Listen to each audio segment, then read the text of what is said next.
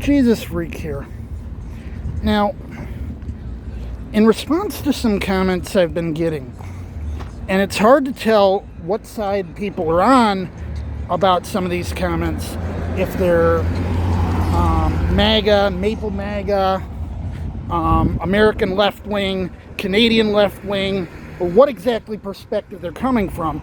You know, and some of the reason I haven't reacted or responded to the comments is I can't tell what side they're on. And it's partially because of my autism. So I think it's probably something I should do is say, you know, whatever the stance of the various protesters is, I should probably state what my own stance is on the issue. And I'm like, I didn't really feel like it was my place there to state what I thought, as it's clearly fringe. So, first things first, the way to handle Trump's monomaniacal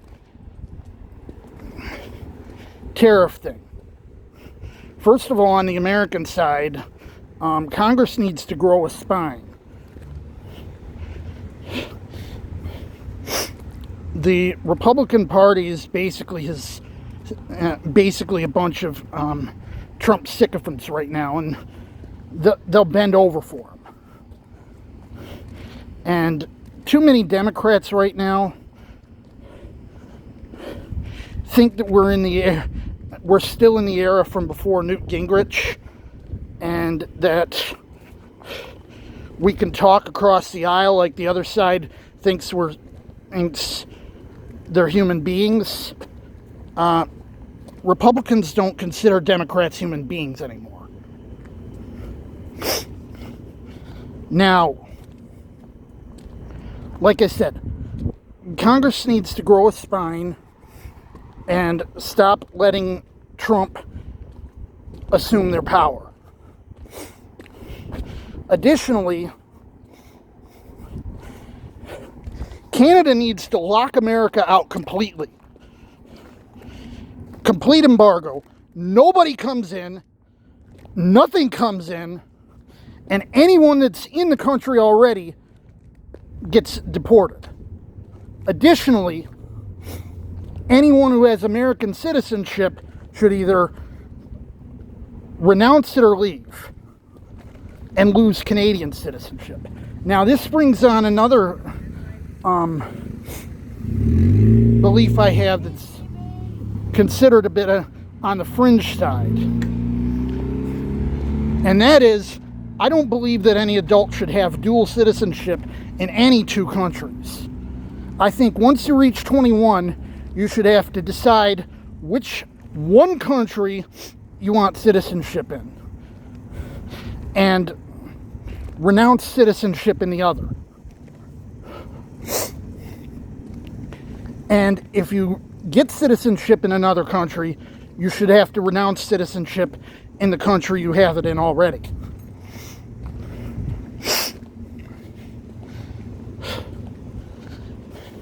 So no dual citizenship for adults.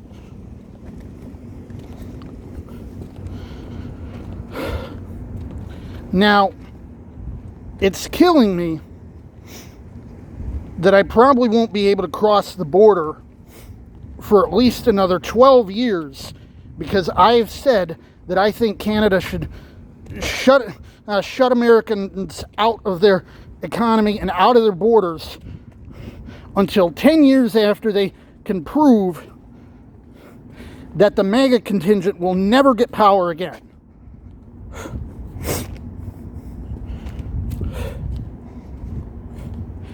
By constitutional amendment or whatever.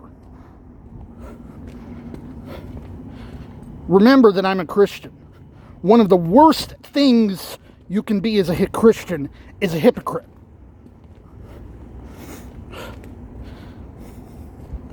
It's basically the most evil thing you can be as a Christian. In fact, one could argue, if you're a hypocrite, you ain't a Christian. And I stand by that.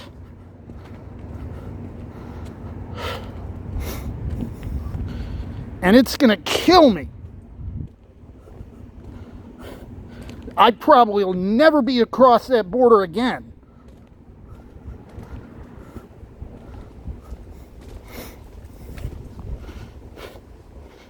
But you see, this is why, if I were to run for office, nobody'd vote for me.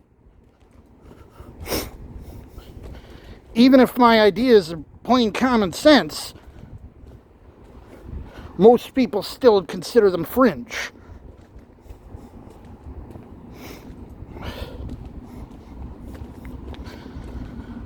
And I mean, this isn't, oh, you're too left, or oh, you're too right. It's more like, oh, you're completely mad. It's not a left or right thing at all.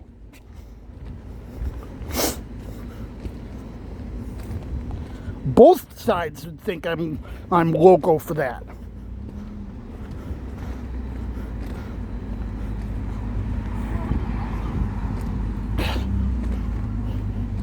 But there's what you see in my opinion on the matter. My involvement in the protests is that I believe that in order to get any sort of change, there's a saying, change doesn't come from asking for it.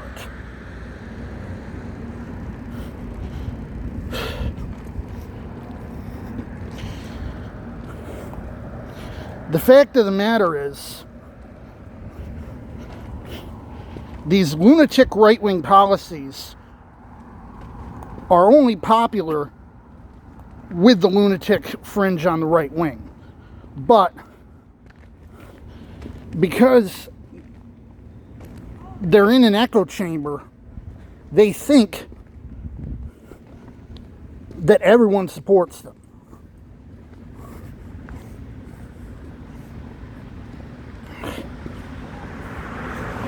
The purpose of these protests is to break that illusion.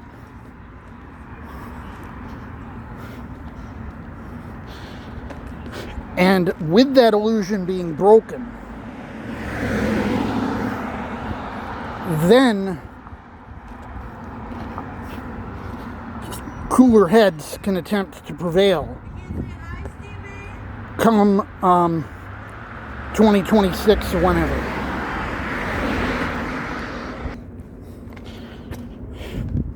So the idea is to show the lunatic fringe that they are the lunatic fringe, and hopefully moderates in the center, people who are just left of center, just right of center, will understand this and will have cooler heads come the midterms and come the next major election. That's how I'm seeing things.